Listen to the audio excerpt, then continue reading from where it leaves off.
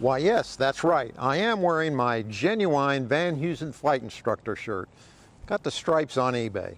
Hello everyone, this is Paul Bertorelli reporting for AVweb. The reason I have my flight instructor shirt on is in this video we're going to take a look at a curious and unexplained phenomenon, and that's why flight instructors teach their students to fly enormous traffic patterns. Take a look at this genuine NASA animation shot from the space shuttle. As you can see, things here at my home airport are getting entirely out of hand. We interrupt this video with a note from our legal department. This is not a NASA animation. It is a preposterous and poorly rendered fake. Do not take it literally. Well, anyway, my theory is that we started to fly gigantic patterns when flight instructors started to dress like this, and we knew that when their pimples cleared up, they were going to be jet pilots. But 150s ain't jets, and the problem with large patterns is that they tend to encourage long straight-in finals. That means you're dragging the airplane in with power, and you're not honing your ability to adjust your glide path visually. You're training yourself to be a one-trick pony. Our little cartoon interlude shows what happens on many dragged-in approaches. With power as the main glide path variable, the pilot ends up short or otherwise botches the touchdown and drops it in. Damn it. The better way is a higher angle approach, which gives a clearer runway sight picture and more glide path options.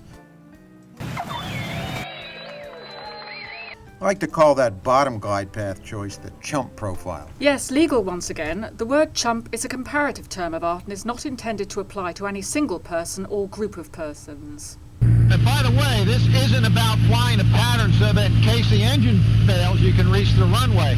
What it's about is learning to fly a glide path and use all the options at your disposal to adjust it. That includes a slip, a side slip, a forward slip, a turning slip, not just power.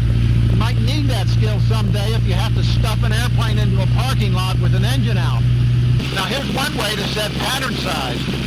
Use a reference point on the wing or a strut and set it relative to the runway. In the code, I'm putting the runway about a third or halfway down the strut. Now I know that corresponds to about 2,000 feet, which is about a third of a mile. In any case, it should be well less than a mile on the downwind. So what's left for our tight pattern exercise? If you use the oft-ignored 45-degree rule and turn base at or before that point, you'll roll out on a nice tight final and people like me won't get irritated.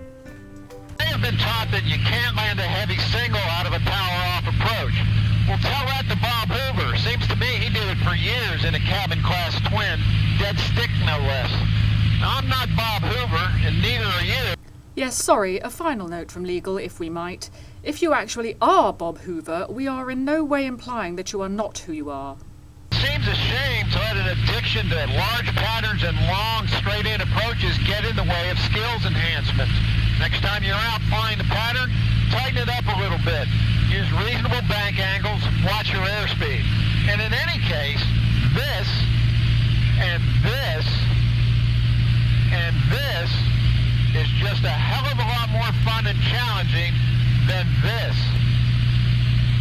Now I know I've been a little hard on flight instructors in this video, and if you are one, I hope you'll take it in the spirit in which it's intended, which is to give you crap about flying large patterns. I'm Paul Bertorelli reporting for AVweb. Thanks for watching. Oh, and if you need any stripes, let me know. I got some extras. No flight instructors were harmed in the making of this video.